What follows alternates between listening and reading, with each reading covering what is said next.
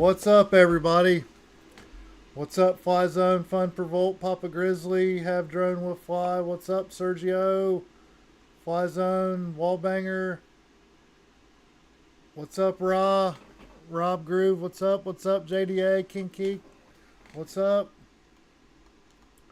Um, we'll do a sound check uh, for Heads Up. Hello, hello, hello. You, This is Evan Turner. How's it going? you sound good on my end.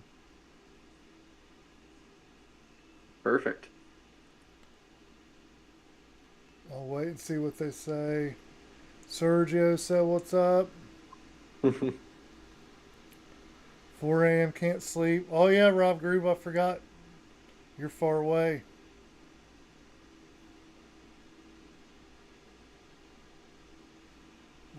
Nobody's saying you sound bad, so that's good. What's up, Rob?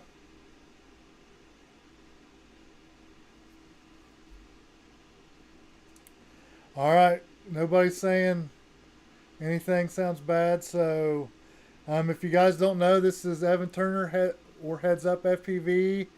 He is what your co-owner of 533. I won't go too much into it. I'll let you tell your own story. But how'd you get into FPV? Yeah, I they're saying I lost my feed, the Oh, video feed in the chat. It all right. looks like it's looking at like a mirror of you. All right. I don't know how that happened. It's all good.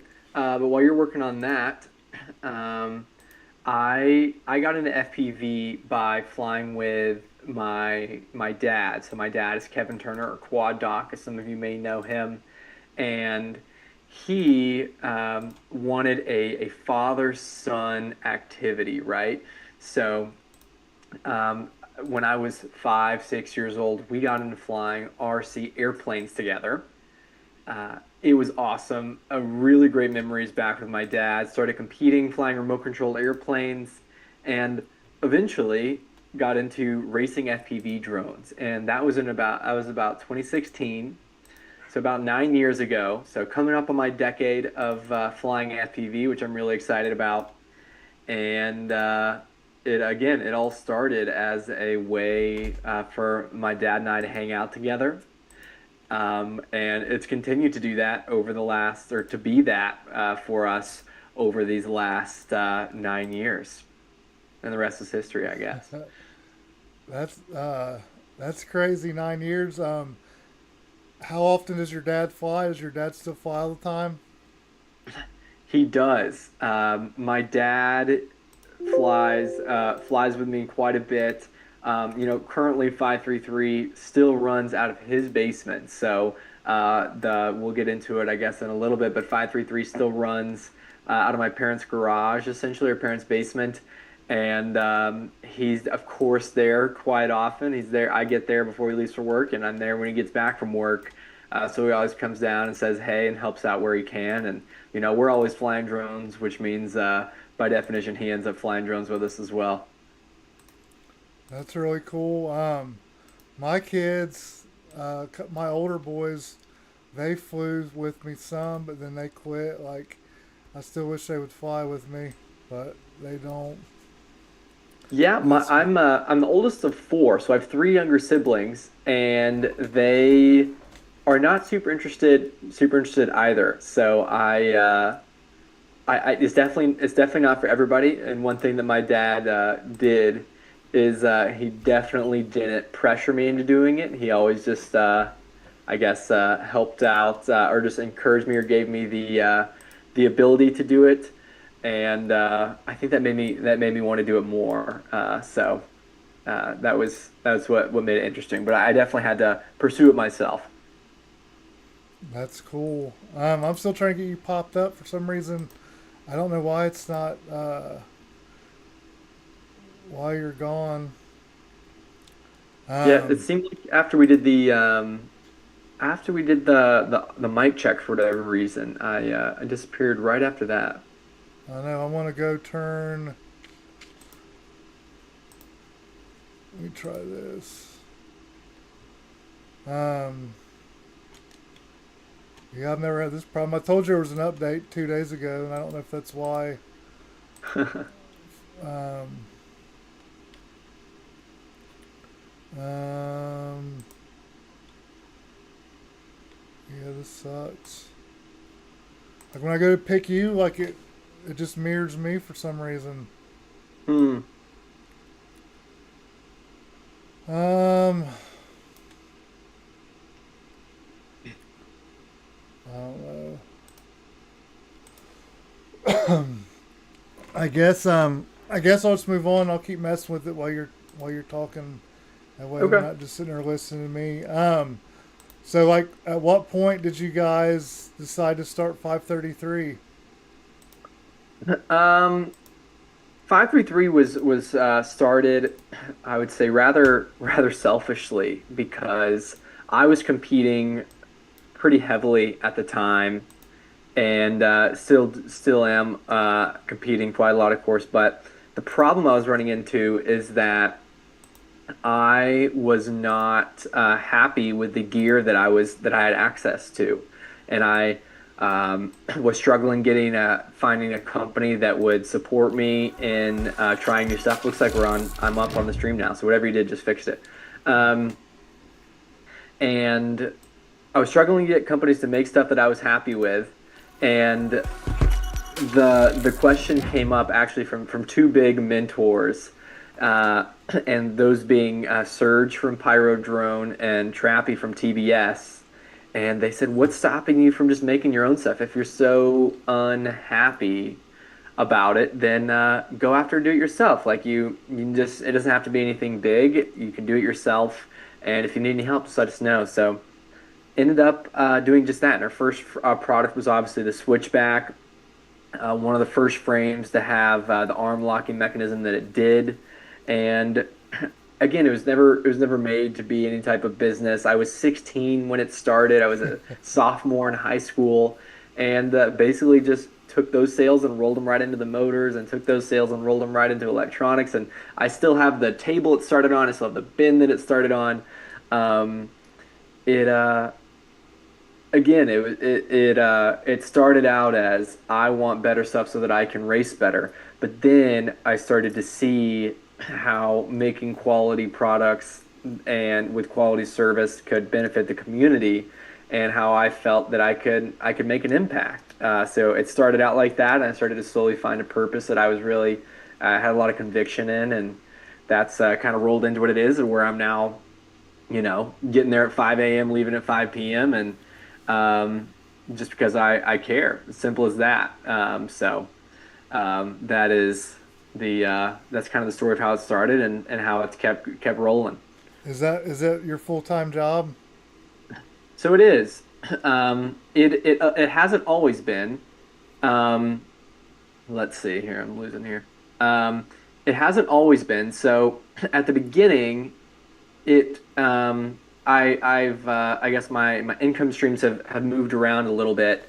So I was in high school when it started. Didn't really need to really make any money. Realistically, I was very fortunate to have supportive parents. Um, and then at the same time, I got on DCL, I got on DRL, so I was 16 with no expenses, and started to make a reasonable amount of money, right? Just from racing alone. I had sponsors to pay for gear, and then eventually I had a company that I got gear essentially paid for, and got on DRL. And that is, for those who don't know about DRL, that is every pilot has a salary, a base salary that's relatively low.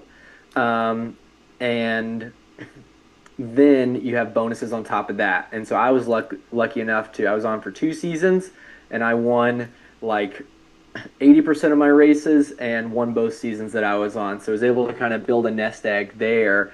And that was leading up to right as I was graduating high school. That was awesome again, but then it was time to kind of make that decision to move out. And it was a decision to not go to college and to pursue this full time, right? So that was scary. Both my parents, for those who don't know, are doctors. And so the idea of their firstborn son, their oldest son, not going to college after they've worked so hard to support me was a little scary for them. But they were super supportive in the end. And 533 admittedly wasn't big enough for it to be my full-time job. We have me, we have Armando, so it's already we had employees at the time. We were growing more and more, and I was super invested again, and not necessarily making money, but growing this thing. I wasn't really sure what it was, but I was growing that. So it eventually turned into three things. So I was doing DRL. I started doing filming on the side, which eventually led to me being on Beverly Hills Aerials, and then um, also doing 533. And over the last 3 years, DRL has kind of faded away slowly into it hasn't had a race in the past couple of years. And then I was doing Beverly Hills Aerials. And really, just in the last 2 months, actually in May, I officially stepped down at Beverly Hills Aerials to pursue 533 full time. So it's just gotten to the point where 533 has been able to support me full time, and I'm ready to kind of take that jump to make it happen.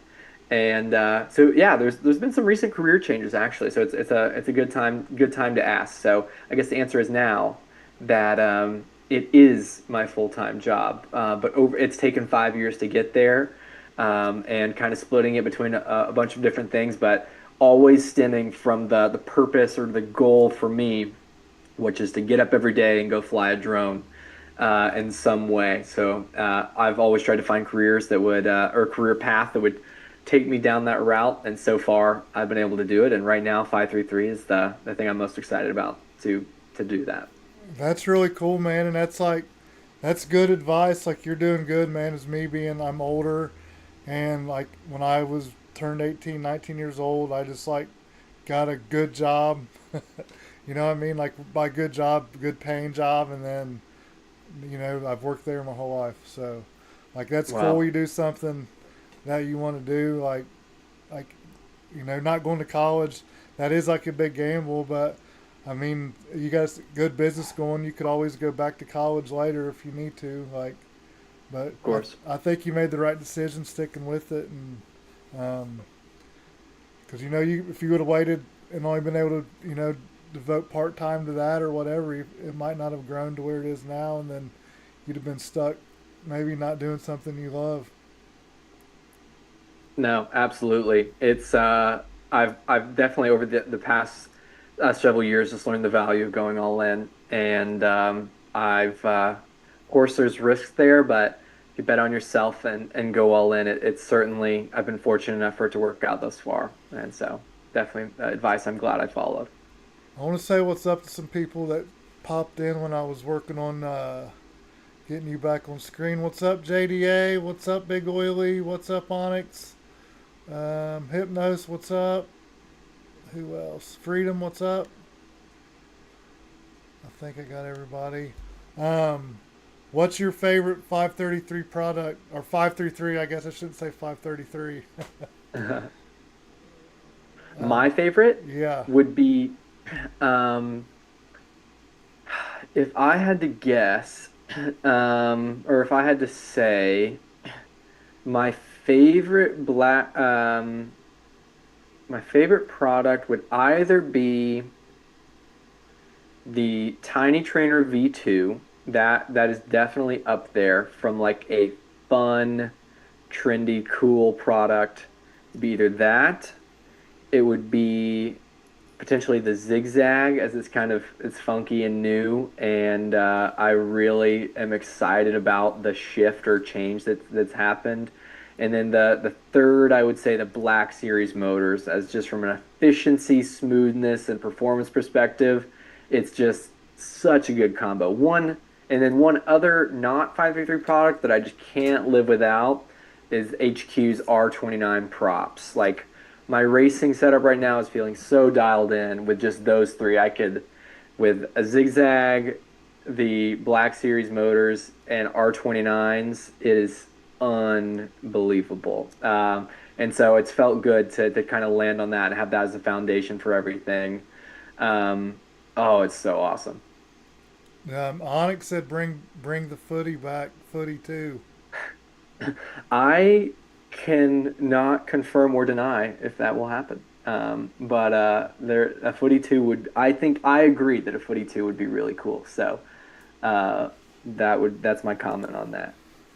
I've never flown the Tiny Trainer V2, but I've flown the V1, and it's like the V1's real. It's so fun to fly.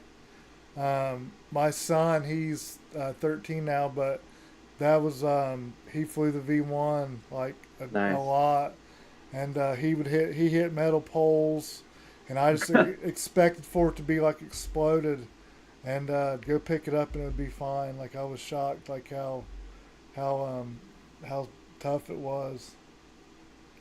But They are absolute tanks. And what's cool about it is that, yeah, they're great for schools or kids to learn or anybody to learn how to fly, but then they're also so fun to race. It's like this really nice speed and amount of momentum for racing at any level. So, I and it looks cool. So I have nothing bad to say about it. I think I would enjoy racing those. They do seem like about a perfect speed. They're not crazy fast, but they're like I don't know. That would be pretty cool.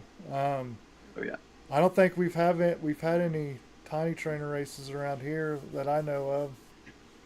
Yeah, I think we're gonna try and have a lot more this winter. I know I went to some up in Michigan last year, and then we host a series down here in Knoxville. So either or. Guys, I think since Evan said it's one of the coolest frames, we're going to give away a Tiny Trainer V2 here at the end of the stream. So Awesome. you guys can win that. The V1's fun, man. I haven't flown it in a while. I've been thinking about it has a crossfire receiver on it, and I've been thinking about putting a ERS receiver because I don't have crossfire anymore, so it's just sat. I was actually looking for it. I thought it might be sitting on my shelf, but it's not.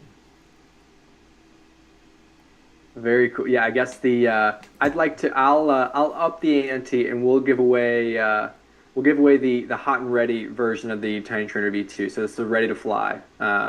So anybody who's on here has the ability to win a full quad. And Dang, it's on me. It's on me. that's awesome, man. Appreciate it. I wasn't Yeah. expecting that. Well, the we're yeah, we're waiting on the motors to come in, and we'll have those we have like a new hot and ready line of drones. So instead of like the custom built drones that have a 1 to 2 week lead time, we're taking our most popular ones to that are just ready on the shelf. And the Tiny Trainer V2 is going to be one of those coming out here soon. I guess we haven't even launched it yet, but the first one will go out to somebody on the stream.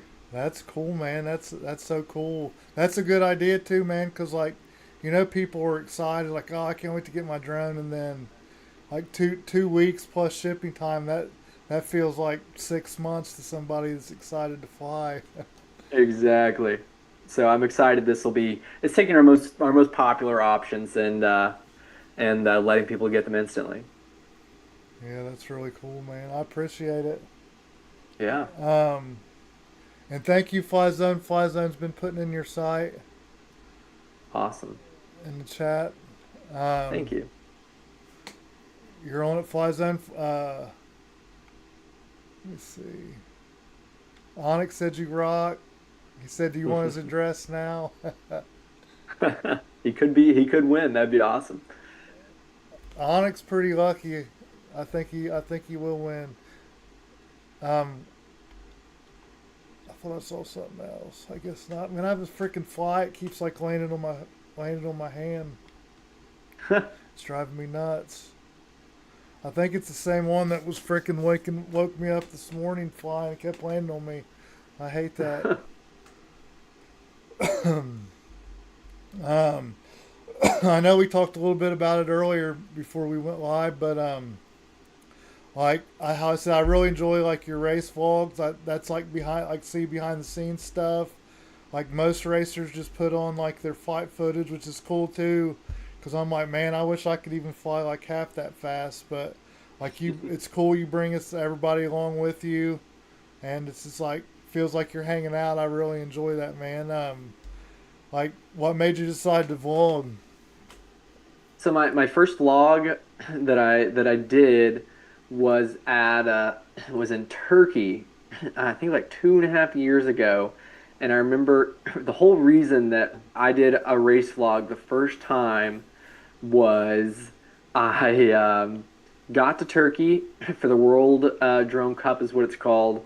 I I showed up at like noon, and none of my other friends, Pavel, Chris M, of those guys had gotten in, and so I said, okay, I'm just gonna lay down for a second until they get here. And I lay down, and I feel like I blink, and I wake up, and it's like 1 a.m. So I've completely screwed myself. If you've ever traveled internationally, that's like rule number one is do not do that because now you're just totally screwed. So now I'm wide awake. I think I literally slept for like 12 hours, and so there's no chance I'm going back to bed.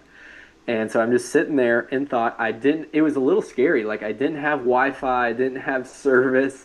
I am in like a school dormitory in Turkey. That's where they would put us up. So like imagine like a college dorm room um, in a country that you're not very familiar with. And I was just sitting there and I was like, yeah, I had tons of energy, and I just decided that I might as well I might as well document it like the day. Like this is an interesting story. And so I ended up documenting it, and it ended up being like weirdly interesting. I did horrible in qualifying. I like barely made it into the top 32, I think, even maybe top 16, but barely made it into what I needed to. Um, and then turned it around on bracket day and ended up getting I think second or third or something like that. And so that's kind of and it was super well received and everybody loved it. And it was certainly hard to press the record button and I just did it on my iPhone. But from that point forward, I saw that people enjoyed it and I one day would enjoy looking back on it. I think. And so decided that it would be it. There's no downside to doing it, right? Like it's going to give back to the community. It'll be fun to look back on, and yeah, it's cool because not everybody gets to go on those trips, right? Or not everybody gets to experience going or being in the final of these weird races and whatnot. So I thought it would be cool to bring people along for that because nobody else in racing vlogs, and I I thought know, if we man. want to grow drone racing and nobody's talking about it, then do we like everybody wants to talk about growing drone racing, but come on, we actually have to do it. So that's my take on it, and I want to kind of help lead that. Yeah, I love it, man. You definitely need to talk the racers into it more. Like, FPV in general, like, it seemed like I said when I got in, like, vlogging was like a big thing, and like I think people like enjoyed it more. Now it seems like it's like died out some, and everybody wants to watch a 1 minute clip is all. But I still love the vlog part. Like I get excited. Like if I find somebody new in FPV that's vlogging, I'm like, this is great. And like I don't know, like it doesn't seem like people do it enough, in my opinion. I agree. No, I absolutely agree. So I'm hoping that happens more in the near future. Yeah, you do good at it, man. That's cool. I thought you'd been doing it longer than a couple of years, but that's still you probably got a lot of them out there. Yeah, oh yeah. And I still haven't. I've been lazy. I've been behind. I recorded vlogs for all of International Open, and none of those are coming out. So or none of those have come out yet. So those are going to be some exciting ones. There's some exciting ones in the queue. That's cool.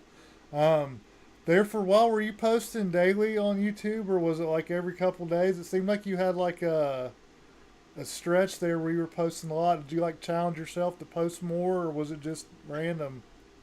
Yeah, no. So I did a challenge where I was going to post every single day for 30 days, and that's exactly what I did. And it was an awesome mental exercise. I love to push myself, and it was fun. Definitely not sustainable. It was definitely a little burnt out there at the end, but here hopefully when I get some more time. It seems like in the winter I usually am not traveling as much, but I think I'm gonna do it again. Maybe we'll try and go 60 days next time. But it was awesome. Made a lot of funny, goofy videos, and I want to keep doing it for sure. I want to keep doing it for sure. That was around Christmas time, wasn't it? It absolutely was. It was. Yeah, I remember because like I remember I saw you post a video. Then like I don't remember if I watched it or not. But then I remember like the next day I was like, dang, you posted again. And then like I don't remember if I watched it or not. But then I then I did get like in the groove, like where I watched you probably, I don't know, it seemed like a couple weeks anyway. Like I watched your video every day. I remember like the Christmas one, or maybe it was Black Friday. I don't remember. One of them you Yeah, like yeah, said you like yeah. stayed up all night or something. I don't remember. I did. That's exactly right. Yeah. Yeah, that's cool. I didn't know if because then I went back when I asked you to come on. I'm like, man, I wonder if he's been posting all the time still, like he was there for a while. But then you hadn't. But I mean, you had Yep. posted recently, but I was like, well, maybe he challenged himself just to post for like 30 days in a row or something. I didn't know. That's right. That's right. I definitely need to. I'm trying to find a groove of what I can do consistently. And coming up with ideas and whatnot is tough. But I'm a no excuses kind of guy, so I got to figure it out. And as long as people are enjoying it and I'm liking it, like the majority of my channel recently has been FPV jet videos, and by no means do they perform the best, but man, I love doing them. It's so much fun. And I'm also trying to stick true to that of posting about and being authentic and what I'm enjoying doing and sharing that with everybody. I'll need to check him out. I don't know if YouTube has like updated me or sent me the notification you posted, but I did watch your ESC video, like whatever that was last week or whatever. Yeah, yeah, That seemed pretty fun and pretty yeah. There's another expensive. one of those coming out soon. I think we're doing it tomorrow. Because that first one was not great. Like it was fun and it was entertaining, but the actual testing portion, I got lit up in the comments a couple times because I was basically just making a lot of noise and blowing up motors. But this time, I think I've got a better idea, and we're going to add a couple other ESCs that are popular into the mix for the testing results. I thought it was a good video, except like I know you're hating it when you're watching stuff catch on fire, but I mean it was funny. If Oh, you we caught so much stuff on fire, man. That was when we were low on stock on the Black Series motors, and I literally burned like three sets of them, and I was like, "Oh man, that hurts," but it's all good. It's all good. that's you said something like that's real world testing or something like that. Yeah, I'm trying. yeah. I want to put that video in the chat. That was funny. Somebody else sent me that video too, and they're like, "Check this out, catching motors on fire."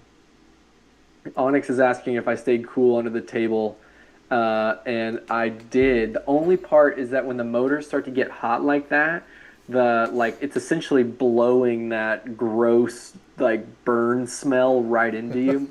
And so if you do go watch the video at any point, like you'll see my laptop gets blown open, and I'm trying to move the Beta Flight slider for the motor tab, and then as it starts to get hotter and hotter, I'm just getting like just smoke directly up. It was there were good and bad sides to it, I guess, but it was not great. I thought it was funny. I'm like, man, that had to be so loud too. Like, how many was going at once? Was it three of them going at a time?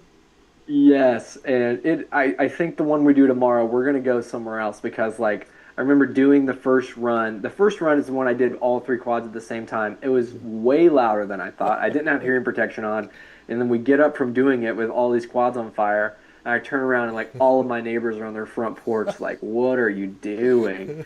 And so I felt a little bit bad because I hopefully I didn't disturb them too much, but they're real troopers and very supportive, thankfully. Was it early in the morning or anything, or was it just? No, I mean it was like 3 in the afternoon or something. So hopefully, I think one of my neighbors works from home, so hopefully he wasn't on an important call or anything. But it's okay.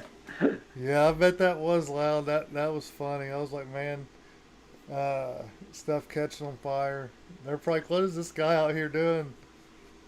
Oh, I mean, they've since I've been flying there my whole life, they've seen it all at this point. But I'm sure even then, they question it here and there. What's your dad's FPV name? I want to look. Does he have a YouTube channel or Instagram or something? Yeah, it's I think I don't know if he goes by it on YouTube. His is Quad Doc. Let me that might be his name on Instagram. Let me I want see to look here. him up. Yeah, Quad underscore Doc. All right. He posts a wide variety of stuff. His name's Kevin Turner. Posts a lot on Facebook. Let me see. Yeah, it looks like yeah,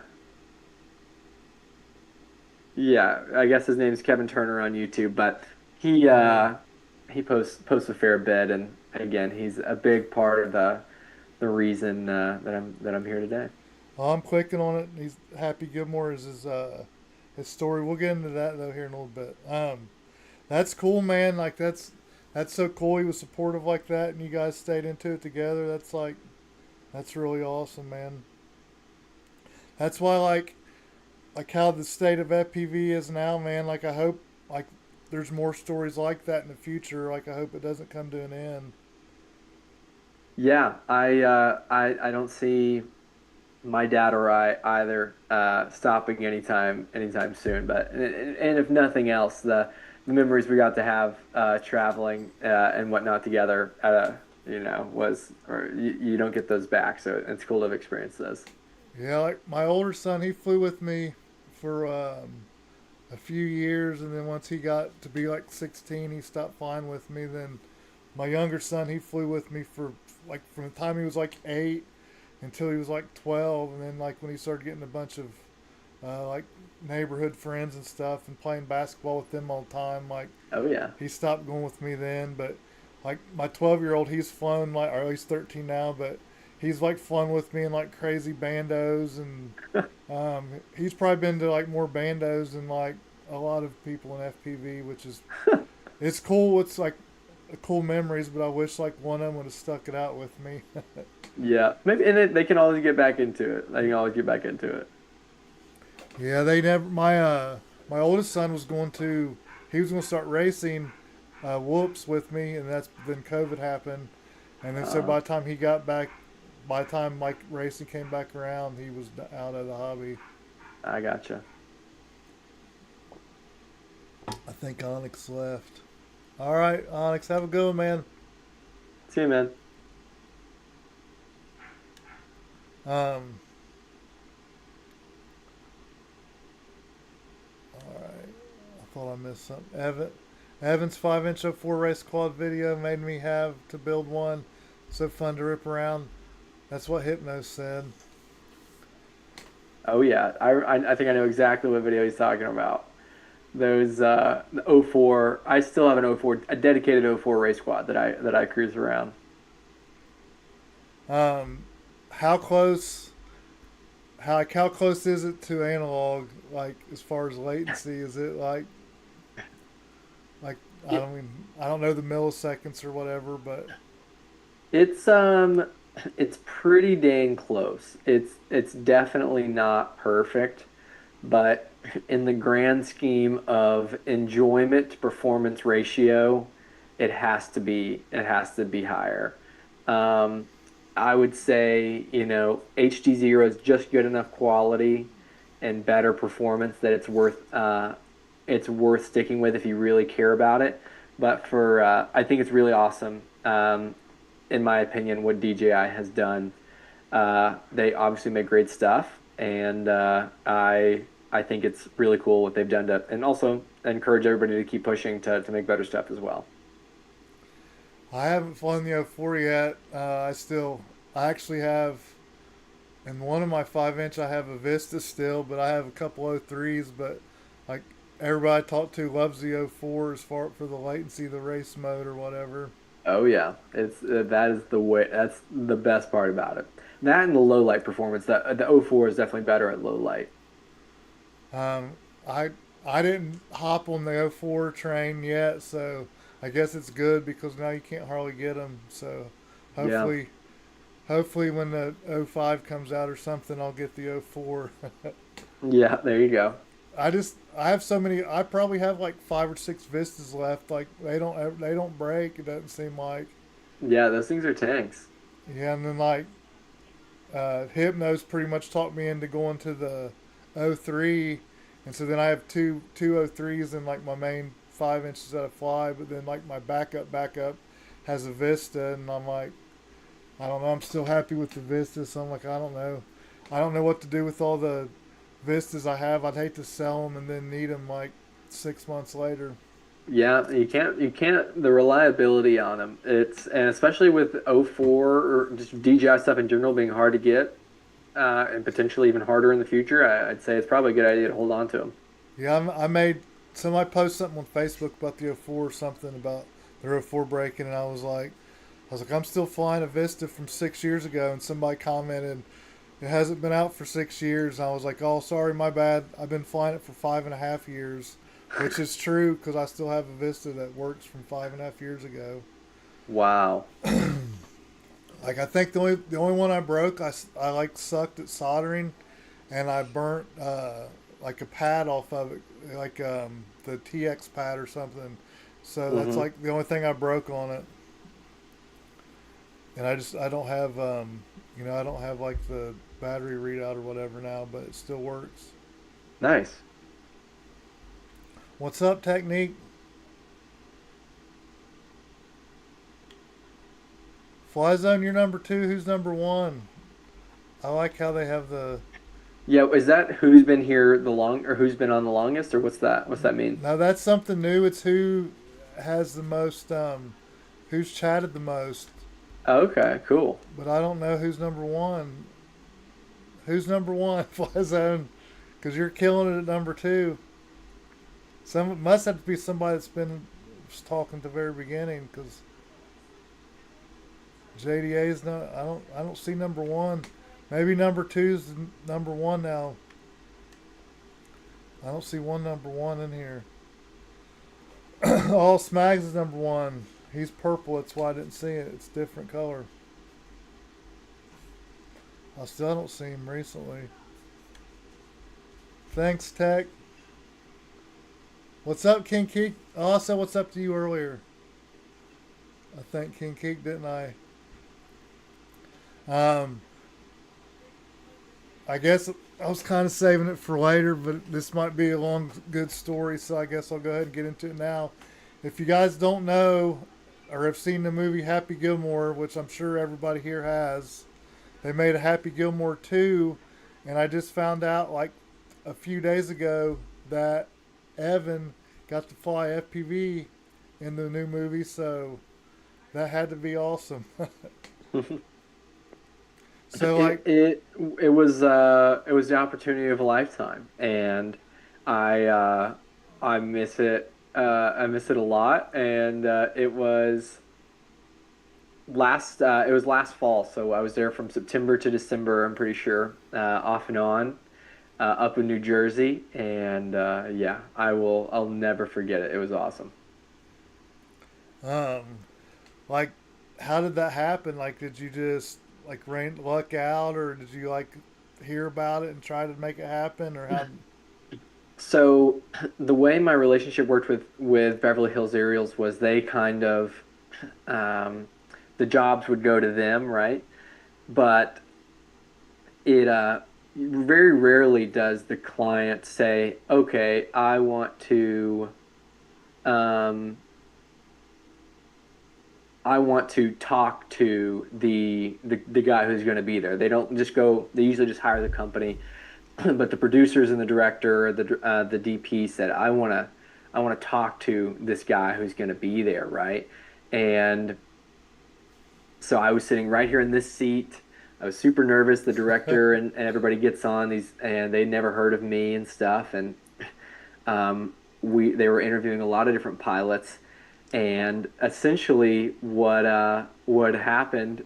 Um, I forget exactly what was said or what was asked, but it got down to the normal introduction stuff, asking me questions or whatnot. Oh, and they asked me a camera question, and I didn't know the answer to it, so I just said, "Look, I am not going to be the guy who knows about every single camera sensor, every single gimbal, and that's not why you're hiring me, and that's not why you're hiring Beverly Hills Aerials. The reason you hire Beverly Hills Aerials is that I'm a pilot. I spend all of my time trying to be the best pilot in the entire world who you can count on to put the camera in the right spot. We have a camera guy whose entire job is to know where to tell me how to place the camera, know every camera setting and gimbal setting possible, and as a team, we work together, and that's how the magic happens. And from that point forward, the call kind of shifted, and it seemed like they really liked that approach. Differentiated us instead of trying to be a one man band or trying to be a little bit of everything. I really kind of committed down to, look, I'm a pilot and I think I can do it as good as anybody. It's not just me either. I'm teamed up with some of the best camera operators in the world, and we're a package deal, and that's kind of how it landed. And of course, Beverly Hills Aerials and their negotiation team made the dollars and cents work out, and we ended up forming some really great relationships there. Everybody was awesome to work with. Spending the whole, we were there at the sunrise call time with all the actors and actresses, Adam Sandler, everybody, and we were leaving the same time as them at sunset. So it was unbelievable. It was awesome. I did notice in the credits that that's why I was just looking up. It said first person view drone operator, and it said first person view drone pilots. And I was going to ask you like what the operator did. Was that the person that like operated the camera settings? Yeah, so the yeah, in the film world, I guess that would be considered the anybody who's in charge of the camera would be considered the operator, and that's Caleb Descognier. I would say one of, if not the best drone camera operator that's on the planet that I know of, and he works at Beverly Hills Aerials. Really close friend of mine, and just incredible human being and professional. And so he was in charge of the camera moving, right? So kind of the workflow. Even if it's gimbaled, of course, he's operating the gimbal. But even if it's FPV, right? Like, I am not near the creative or artist that somebody like him or he is. But what I can do, or like what any talented or good pilot can do, is they can place the camera where that artist wants, right? So as a team, you have a pilot who can place the camera in unique ways with high energy, and then who has a very articulate camera operator who can kind of, uh, communicate that, and that's kind of the workflow. So that is why he was listed as the operator, and I was listed as the pilot. How many packs did you fly? I mean, some days we would be on set for 12 hours, and we would fly one battery, and we had to get it in the one battery. And we may even do it. We may only fly half a battery. Um, it was very rare that we would go out there and fly a long time or anything like that. It was very much like, okay, here's the plan. Be ready. You're gonna hurry up and get ready as fast as you can, and then you're gonna wait. And as soon as we call your name, you need to be up and ready to go. And that's exactly what we did, I guess. So, But it makes it stressful. Like, imagine go first off, being surrounded by celebrities and cameras and professionals, sit there all day with your $50,000 drone, and you have to go up and do it first try. You can't. I mean, just like this stream, right? Like, we set up 30 minutes before, everything was perfect. We started the stream, and then my camera stopped working. Like, that happens in FPV, and like, we're dealing with that type of equipment. So that it's just scary, just as much from the pilot side as it is the tech side. But you get paid for things like that to not happen, and that's what we had backups, tested everything 100 times. We still had hiccups, but we made it, and it was great. I think the whole thing as a result has been great, and the movies performed great, and everybody's super happy. so was it just like, did you get like any heads up like, hey, we're probably going to be calling your name in about 15 minutes, or is it just like you sit there for 11 and a half hours and all of a sudden they're like, you're up, go? I mean, it just varies. Sometimes they would stay on schedule great. Other times it would be, we're going to try and fit you in somewhere. We don't know where, but if we get ahead of schedule, we'll throw you in. If we're behind schedule, then maybe you'll just get half a shot, like, half a shot. It was scary. And so that is, the just like any a professional anywhere, right? You don't get paid for things when they're going well. You get paid to perform when others can't, and that was the exact situation. Was when things were crazy and hectic and last second, we had to continue to perform, and that's exactly what we did. So I'm sure your racing background like helped with that a lot. Definitely. What were you flying with? Like one of those? What are they called? Like a red Komodos or whatever? What are those big Uh, cameras? so we actually weren't. We were flying with a Sony FX6. So the movie was shot on Sony cameras. And so to match the for the colors to match as good as possible, we shot with the small kind of Sony FX6, which is a competitor to the Komodo. Um, I'd say we did a combination of that. I think there maybe was like we did a couple little GoPro things, but I don't think any of them actually made it in the movie. It was basically all FX6 on a center lifter, X8 center lifter with a combination of gimbals and front FPV and rear mounted FPV, like the golf ball, the classic Happy Gilmore Yeah. golf shot where they hit it, the ball's tracking. That was all an FX6 mounted backwards on a drone. And the way we would do it, I guess here's a pair of goggles. We would put this humongous drone with a crazy expensive camera package on like a racing stand, like a launch block that you see racers use. I'm Yeah. talking a massive drone. And then you would have Adam Sandler, Bryson DeChambeau, Scotty Scheffler, whoever. They would swing right behind the drone, and I would get a countdown. So I'm looking at the FPV feed away from them. I can't see what's going on.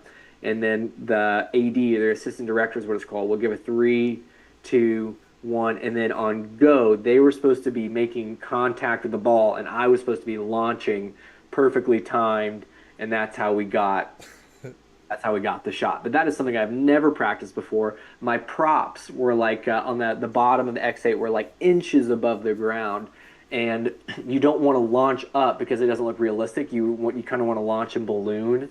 So it was absolutely terrifying. Luckily, nothing, no mistakes were made, but it was one of the harder, more difficult things I've ever done as a pilot. That's so cool, man. Did you get to like talk to any of the actors, or were you just kind of like off to your in the corner by yourself, or like did you get to like hang out with people any or? Yeah, yeah, no, I mean, look, the crew, everybody was awesome. We were all, we're all in this together was kind of the way it felt. It was one big team. There were a couple hundred people on set each day. And we would all eat lunch in the same place. We would, all get there at the same time and we'd all leave at the same time. So it's just like going to work any other day. Getting to work, say hey to everybody, um, get to leave work, say bye, say go get dinner with people and whatnot. I mean, I was amazed just how welcoming everyone was, and they all the great people in the movie. I have nothing but good things to say about them.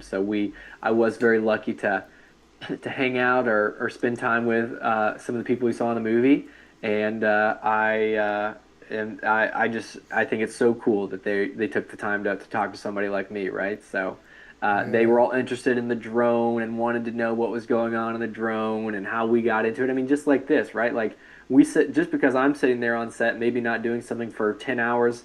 They most of the time they're not doing something for 10 hours, so they'll come around and chat. And so I got to know a lot of people really well, and it was a good time. That's cool, man. Do you think you'll ever get to do any more work like that, or do you hope to do more work like that? I would love to do something like that again. Um, I can't predict the future, of course, and yeah, I think that the industry's changing a little bit, but when if and when the opportunity comes about, I'll absolutely take it and run with it, um, because you just can't say no to things like that. It was an opportunity of a lifetime. How many people does Beverly Hills Aerial like? How many do they have? Like, it seems like they get like all the like crazy stuff now, don't they? Yeah, they're doing an amazing job. They're killing it. I think they have 15 people on staff now full time. And that's people living out in LA doing the thing with them. I was a little bit of a unique case as I worked for them most like pretty much full time. but lived here in Tennessee, so it split my time exactly between 533 and Beverly Hills Ariels. And of course, since stepping down, I've spent less time with them recently, but they have continued to grow, continued to go after it. My good buddy Silas Propsicle has taken that position and come in since I've stepped down and is doing amazing. And I will only work with Beverly Hills Ariels for the rest of my life on the film stuff. I don't want to work with anybody else. They're the best. They're my friends. They're my family, and I'm gonna continue working with them, no doubt. I think they did like the NBA All Star game. I think I saw they did like the hype video, I think, and then they did like the dunk contest or something. I can't remember. Like my son was watching the All Star game, and they were like I saw drone footage, and it said Beverly Hills Ariel. I think it was the NBA. I could be wrong, but it was something. It was something Yeah, on TV. I think they just did the MLB All Star game. Like this was like last week or something. Maybe that's what it was. I knew it was something. I knew it was like a major sporting event. Oh yeah, they do in the sports world. They do just about everything: Super Bowl, World Series, Formula One, NASCAR, all college basketball, NBA, college football, everything. They do it all, and they honestly, it's sometimes you'll see people who are very successful, and you may not think that they deserve it or have earned it, but they've earned it. They've been in business for 10, 12 years. They're OGs in FPV, and they deserve every ounce of success they have. They're awesome. Yeah, it's cool like to see like FPV shots like in the mainstream now. It's like like every time I see one, I'm like, oh, I get excited. Like that's FPV. Yeah, I get the same butterflies in my stomach every time. It's so cool to see this little thing that we all do on the main stage. Yeah, like I'm glad I found out you were in Happy Gilmore. Like, or you filmed Happy Gilmore. That was like crazy timing. I had no idea. Like, I don't. When did that movie come out? Was it just like a couple weeks ago? I think it was yeah, July 25th. I think it was like 5 days ago. All right. So Well, we've been that's kind of keeping it under wraps, of course. And so now we can finally talk about it. And this is the first place I've talked about it. that's cool. Did you get like to record any behind the scenes footage, or was that like not like illegal or whatever?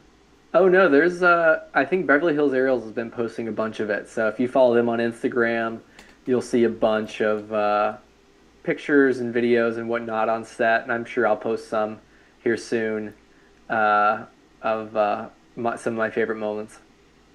I want to check it out. I think I follow them, but I'm not sure.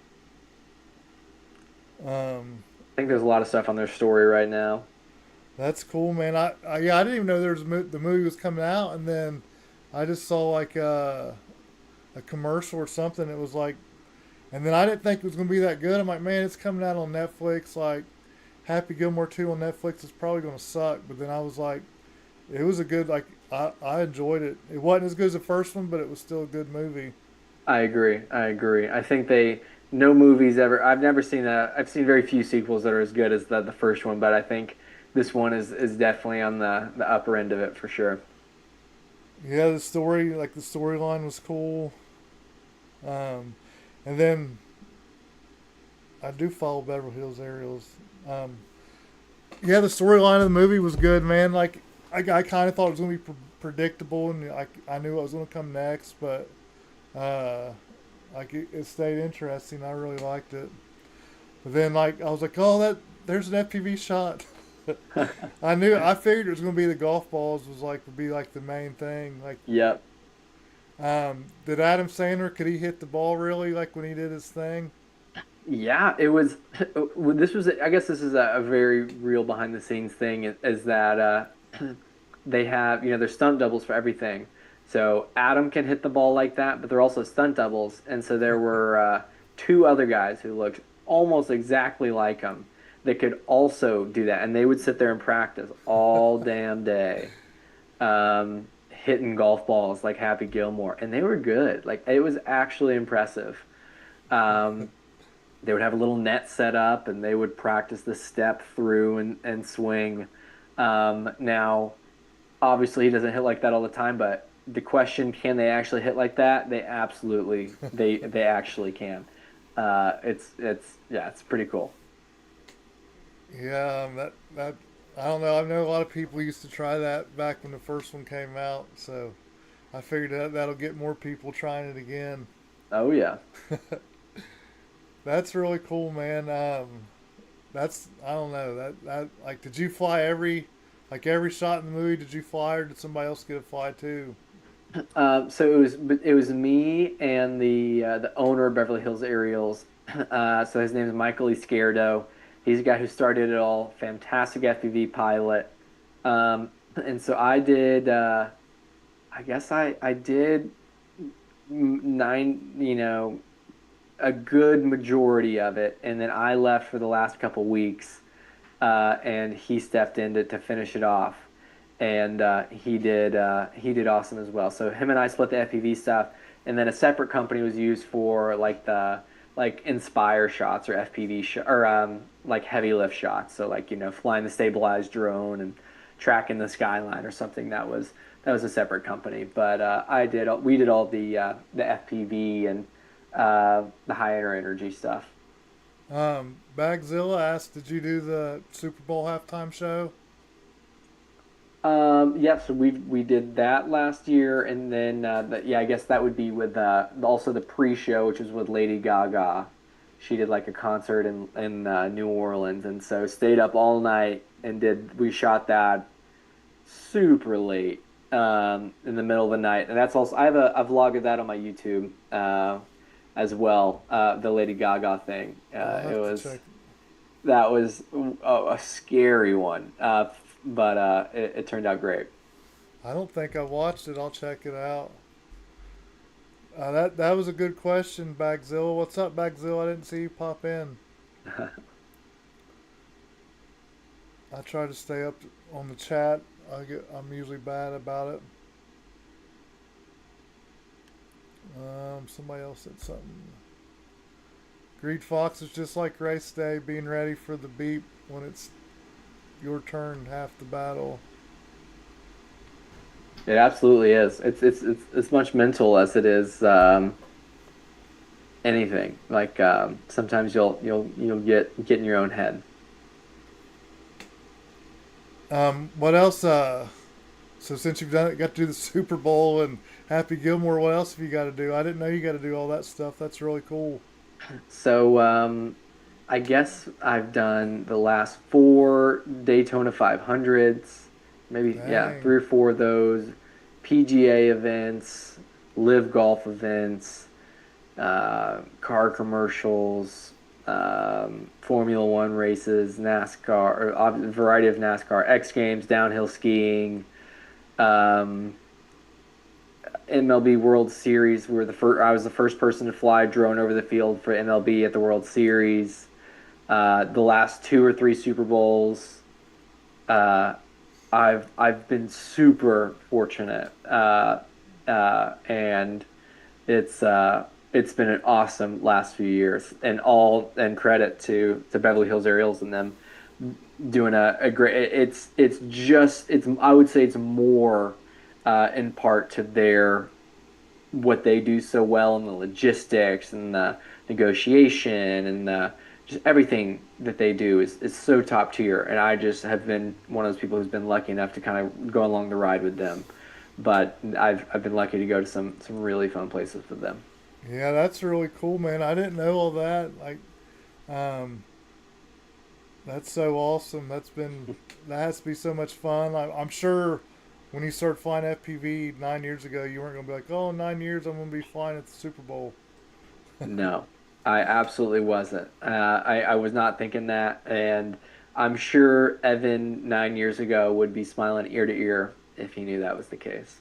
Oh yeah, yeah. I mean, anybody would, or I think anybody would. That's crazy. That's like you're one of a handful of people that's got to do that in the whole Yeah, world. So that's definitely FPV's cool, man. That's cool. it Yeah. is. It's a really great community. Um. So like, will you get to work with them like part time since you're doing like 533 full time, or like if something comes that they think you would be good at, do you think like, hey man, you wanna do this for us? Absolutely. No, it's that is the intention, and that is what's happened thus far.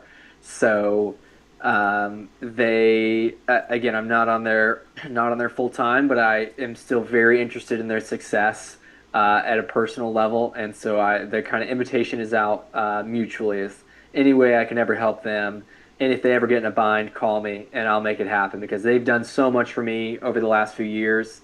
The least I could do is help them out. And yeah, so it's more like just on like a contract basis, right? So if they ever need something, or if there's ever a project that I might particularly be able to excel in, that'll be the intention of when I get called from now on. Who builds their drones for them? They have an in-house team of people that do it. There's some really smart people over there. I'd say I so. guess they one of their names is his name's Kevin, and he's just a mad scientist. It's the best way I could say it. He gets the amount of crazy projects they throw his way. I don't know how he does it, but that man, he's great. He's an awesome engineer and maker, inventor, I would even say. And so he's I'd say that the lead of most of the drones that they get built over there. So does most of their stuff, does it just run on like Betaflight and like a normal FPV system, or do they have like special gear? So the drones themselves, I would say, are pretty standard. For the most part, they have some special sauce in there here or there, but for the most part, I would say you can count on the drones being pretty standard. Um, but where the magic happens is their control links, their video systems, the gimbals and gimbal setups that they have, like they've got some pretty cool stuff, and they're constantly innovating there. But from the drone side, it was a pretty easy transition for me because I just pick up the drone and fly.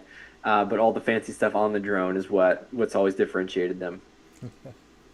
Do you get is it a different kind of nervousness you have, or is it just like you're in your backyard flying? Is it like, I mean, what's the mentality of being like, I'm gonna fly this $50,000 drone or whatever, however much it costs? Yeah, I mean it's certainly I chase that feeling of those nerves, that kind of pit in your stomach, and I definitely get that, right? Like chasing. I mean, some of the more high energy stuff we do, or technically difficult stuff we do, is chasing downhill skiers. That's my most fun. If I had to do one FPV job for the rest of my life, I'd do downhill skiing. It's amazing. It's awesome. It's freezing, but it's awesome. But chasing somebody as they're jumping off a cliff, essentially going 80 miles an hour, is terrifying. Um, and I'm nervous, um, but it's just the right amount of nervous, and it makes me fly better and perform better. Obviously, there's the monetary value that's a little intimidating, um, but at the end of the day, I always it even comes back to like what I'm thinking about as a racing pilot. But I always repeat to myself that I'm capable. There's no reason to doubt myself. I've put in the time. I've done things that have got me to this point. There's no reason that I can't execute or doing what I'm doing now. And if I'm ever doing something that I don't believe I can do, I shouldn't do it. Most of the time, the nerves come from the environment, not the actual task at hand. Um, so as long as the task is something that I know I can do, and the environment just happens to be uh, a little scary, then life moves on, and I'm ready to go for it. Do you ever go like fly freestyle ever anymore? So I've never really gotten into freestyle. I'm admittedly not the best at it. I love watching the Vanovers and the Johnny FPVs. One of my favorite classics is this guy named Waffle FPV. He's another great one. Um, but it's never been something that's totally clicked for me. So I do have a freestyle quad. I have one of our flip switch. I have a flip switch, and I have a little flipper that I will go out and fly. Don't post it too all that often, but I do really. I mean, I just like to fly at the end of the day, but watching people who are really just masters at that craft of freestyle, I love it. I absolutely love it. I went back and like I watched your first. I didn't know how long you'd been uh, in FPV. Really, I knew it'd been longer than me. But then I went and looked at your like an old your first YouTube video, and it was kind of a freestyle video. Yep. Um, but I didn't know like I I hadn't really seen you fly freestyle. I just figured like most people that fly drones fly freestyle too, but I guess I could be wrong on that. But I didn't know. Uh, I like freestyle just because I just go do it. Hmm. Yeah, no, it's I think freestyle's significantly more therapeutic, I would say, right? Like you're expressing yourself. Um, you can make use of the environment. I think I think it's really cool, and I need to do it more, honestly. And I would say people do freestyle more than they race. It's in the general population, but it's two different groups of people, right? Two different groups of people. The racing guys are hardcore and super competitive, and I'd say the freestyle guys are more expressive and creative, um, in their own unique ways. And some go back and forth, of course. Fly High said hi, Evan. It was nice meeting you at World Games. What's up, Fly High? How's it going? Yeah, I've heard a racer one time. They were. I'm not going to mention their name, and I'm pretty sure they were joking, but they like somebody said, "Oh, you got the freestyle stance," and they were like, "Ooh, freestyle." The freestyle, like I was just like, they didn't know that like I don't even race. I was just there to try to act like a racer, but I don't think that mentality's really really happens, but I think it kind of does. Like you said, it is kind of different, two different groups, but Yeah, I've never understood that. Just the idea of not being supportive of another group of people who fly FPV. Like we're all in this together, guys. So I've always been I mean, there's most people are better than me at freestyle. So getting to watch them do their thing is something I get excited about and something I want to get better at too. what's up, Fun per Volt? I think Fun per Volt was in here earlier. Nice. Um, yeah, I mean, I think freestyle and racers do have like a little bit different mentality, but I don't know. Like I would probably race more if I could just go like if there was like a race that happened regularly that was 20 minutes away, like I would Hmm. probably go there and do it just to do it, but there's not, so that's like I don't think I'm definitely not good enough racer and don't have the like drive to be like, "Oh, I'm going to drive 2 hours to this race." But I would definitely do it more if it was close. Yep. But as far as I know, like we used to have, they used to race here. Like I live close to Cincinnati, and they used to race in Cincinnati. I think more back, like 6, 8 years ago. But I think it kind of died out, like the 5 inch Hmm. racing.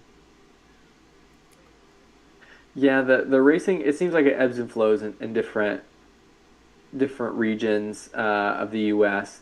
Uh, maybe with more race vlogs, people will get more excited about it. People can host more races, and there'll be some more locally. Um, but it definitely ebbs and flows around the U.S. I went to with Proximo. He was practicing. They were going, him and some other rec guys. I can't remember their names. They were practicing for some race, and like I went and like practiced with them, but I wasn't practicing. I was there like being super slow, and I heard one of them say like, "Are you about finished?" And like I was just like, I thought I was doing good. I don't know if they were joking Uh, with me or serious, but it was crazy, man. Like that was the first like 5 inch that I've been around racing, and it was just like the sound of it and like hitting the gates, and I was just like, man, like it's more impressive in real life than it is watching like on YouTube or whatever. Like, it's It's what the guys are doing these days, the 5 inch stuff at the highest level are it's mind bending in my opinion. They're it's incredible. Yeah, I wish I could remember their names. I feel bad now, but well, like this one dude, he was coming in. He had like I think 3 or 4 5 inch on like, and they were all plugged in, and he was running like 3 laps in like 36 seconds or something, and then like flipping a switch and going to the other one, and like, Oh yeah. and I was just like, I was like, man, I go out and fly like it'll take me an hour to fly 3 packs sometimes, and this dude flew 3 packs in a minute. Uh-huh. And three, he was hitting 3 laps each time, and I was like, man, it's crazy. Um, do you guys have any questions for Evan? Oh, how'd you come up with your name Heads Up too? I didn't have that written down, but I always like to hear that story. That was from many years ago when I first started flying FPV. One of my really good friends, one of my best friends, Sam Pancratz. He's the one who taught me how to fly FPV. He was gracious enough to let me borrow his quad. We went and flew, and one thing led to another. I ended up hitting him in the face with a quad, a 5 inch quad, going very slow, granted, but it cut his. It was very lucky it didn't hit his eyes or anything. It did cut his lips up a little bit, but I felt horrible. My parents wouldn't let me fly FPV. They made me practice on the simulator until I could prove that I could have control of the drone. And I honestly say there's a few key moments or key things in history that made me who I am. And that was definitely one of them because I practiced really hard those 2 months to be able to fly FPV again. And then when it came time to go to a race, Sam said that I was trying to think of my name and I couldn't think. And Sam said, I think it should be Heads Up because that's what I say every time you go fly. And it just stuck. That's a good story. I thought you were gonna say you kept your head down real low all the time or something. No, that That's that's the story. Everybody would just yell Heads Up after that happened. that's cool, man. So how old were you when you came up with that name? Like 16, 15, 16? Oh no, I was 13 or 14. Oh, that's cool. 13 or 14, yeah. At least you didn't pick something stupid. Then when you were an adult, you'd be like known as something like childish. Yeah, yeah. The what everybody at my local chapter called me for the longest time was Drunken Monkey because I had this really like unstable flying style, I guess. So I'm glad I didn't stick with that. But there's the locals. There's a couple devout OG locals that still know me as Drunken Monkey. Yeah, that's not too bad. But heads up is better. I'm glad I've stuck with it. Hey, Lambo, I like my name. I like Nappy too. I came up with mine at the spur of the moment. That was at a race also, because like when I started flying, I made a YouTube channel just because like I thought it was cool, Yeah. and like it was my name was Drone Fun 56 because 56 is my favorite number, and I was like, then I went to my first whoop race, and they're like, "What's your name?" And I was like, Drone Fun, and I was like, that's so stupid. Everybody had cool names. Uh-huh. And then the next time I was like, man, I don't know. Then I changed it, and like the whole season though, like which was like I think 5 more races or something. Like every time I'd cross, it'd be like Drone Fun 56, and I was just like, how stupid was that name? But then yeah, I got mine spur of the moment. I was just listening to Nappy Roots on the way to a race, and then they're like, "What's your Oh. name?" And I was like, "Nappy FPV," and they're like, "All right," and they put it in, and I was like, "But for like." So yeah, I'm glad mine stuck too. It was way better than Drone Fun 56. Let me see. Yeah, I'm definitely super slow Bagzilla. But I wasn't trying hard when I was practicing racing. I was just I mean I was trying, but I wasn't trying like to be great. Ross said, "How'd you feel in your first race?" I I I felt super supported. So my first race was in Knoxville at Lakeshore Park Joshua Bardwell was at my first race, as well as a few other guys.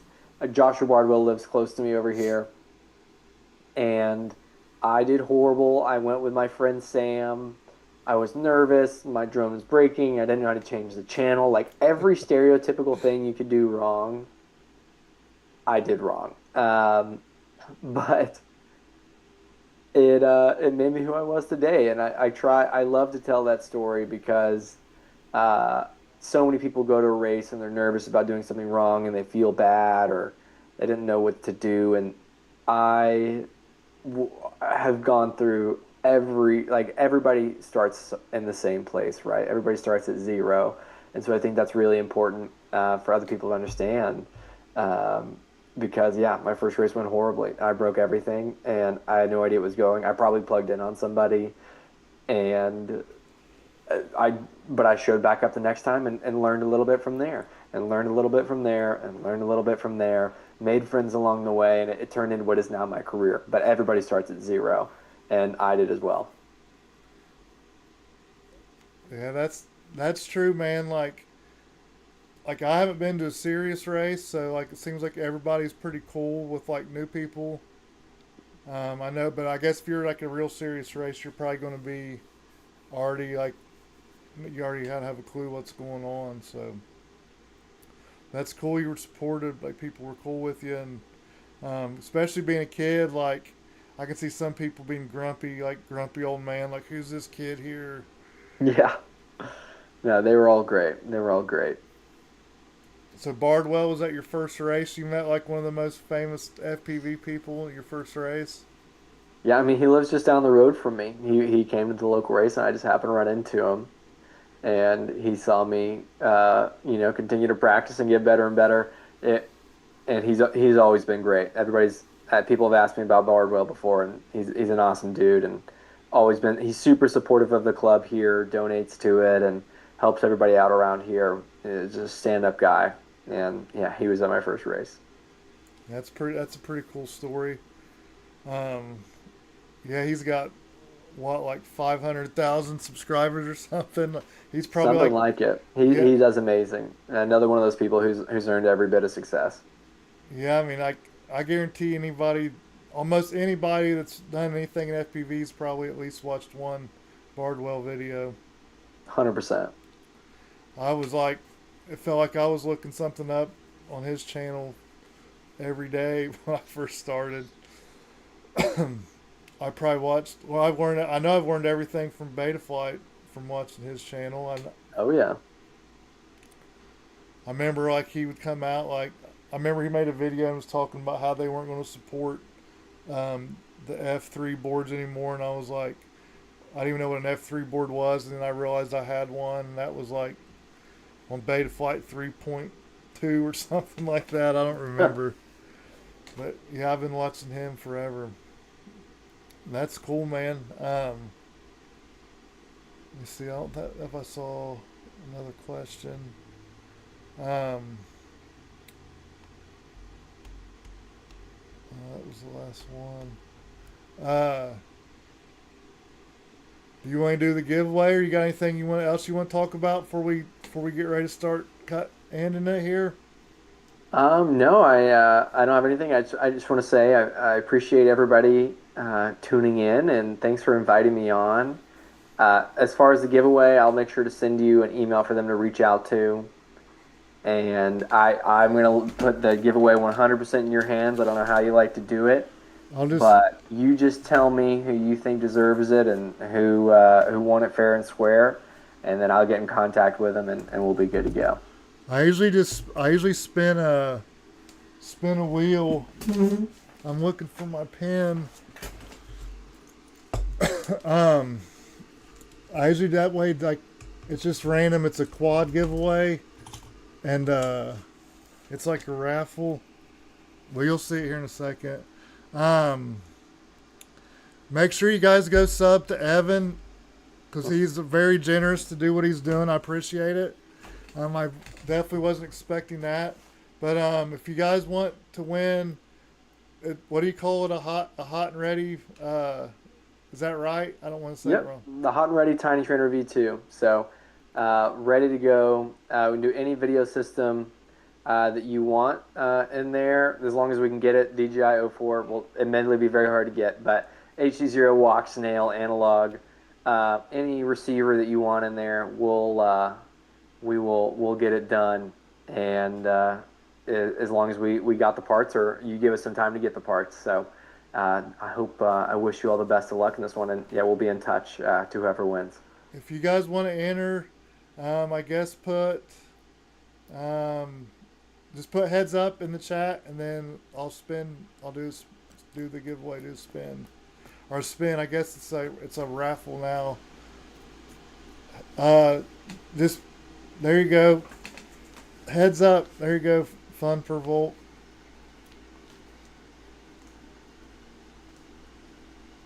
And I only do it once. That way I'm not going back and looking and miss somebody. Yeah, I appreciate it, man. That's crazy. I wasn't expecting that. No, of course, yeah. I love what you're doing, and I hope somebody uh, takes it home and enjoys it.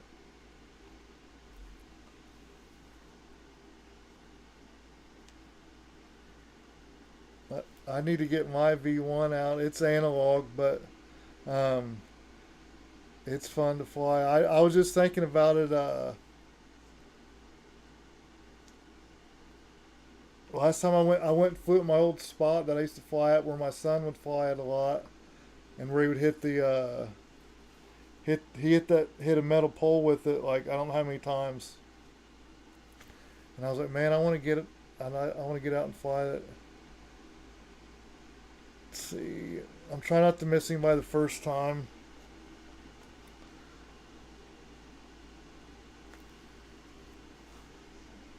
Uh, Bagzilla, I got you. Somebody just asked in the chat what you're winning. You'd be winning a Ready to Fly Tiny Trainer V2. So we've yet to release them as a hot and ready variant, where they're ready to ship same day. But this will be the first one that is done. Is going to go to the winner here for watching and supporting Nappy, which I love to see. And so anybody in here has a chance of winning that. Pick your receiver, pick your video system, as long as we can get it, and we'll get it over to you guys. That's so crazy, man. I like the name too. Hot and ready. Uh, Little Caesar used to have hot and readies, but now in 2025, you got to wait for them. Yeah, it's we don't call them hot and ready. There's no, it's a hot and Oh, ready, okay, because okay. hot and ready is trademarked. So I didn't even think of that. All right, Raw, you came in. I got you. Make sure I didn't miss anybody. Before I spin, I'll read off everybody's name and give everybody a shot to make sure you're on there.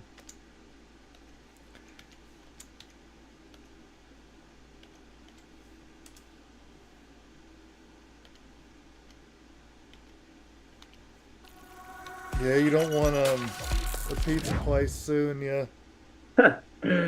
I hope they don't. Nah, you'll be all right.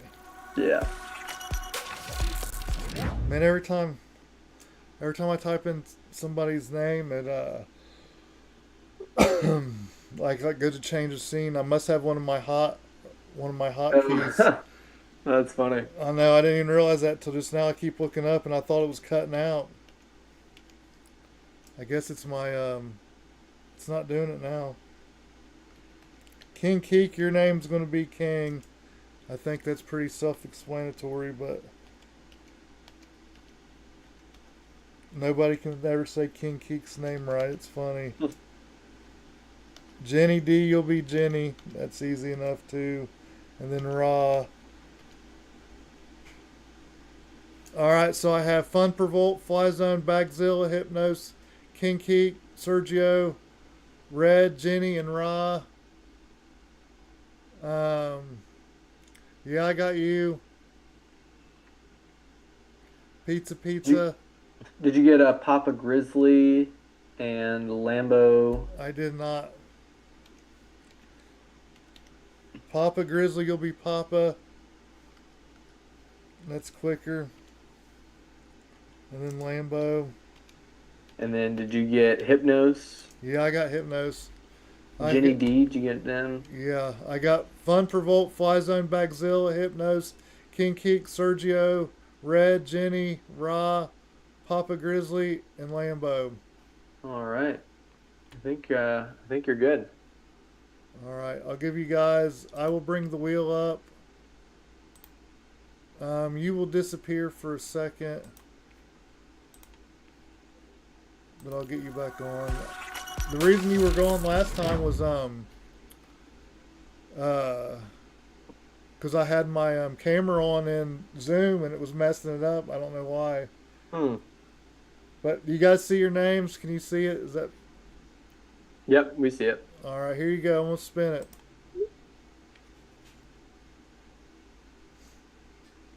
Good luck, everybody, and thank you, Evan.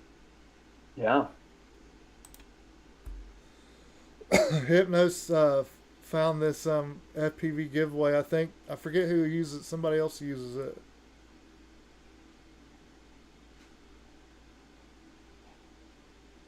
It's always intense at the end.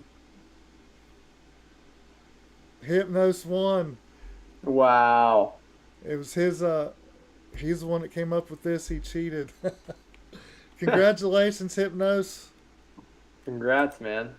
Hypnosis definitely deserves it. He's actually taking over our local whoop racing chapter since Noah left. So that's cool. We'll be able to race. We'll be able to race 3 inch now, Hypnos. Yeah, I was about to say, now you got to run a tiny trainer race. That's awesome. Congratulations, Hypnos. I really appreciate it, man. That's crazy. I wasn't expecting that. I love what you're doing, so want to support it and the people who are supporting you. That's really awesome, man. Thank you. Um, yeah, Hypnos, you had it queued. Uh, um, but all right, you got anything else? Are we good? I don't want to end it. Then you wanted to say something. No, just want to say thanks for what you do. Thanks to everybody who watched, and feel free to reach out at any time. I love FPV and the people in it, so any way I can ever help support, please do reach out, and I hope to see every single one of you guys at an event or online here soon.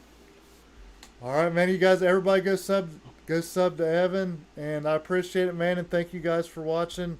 Hypnos, I'll get a hold of you soon, buddy. Thank you. Sounds good. Talk soon, everybody.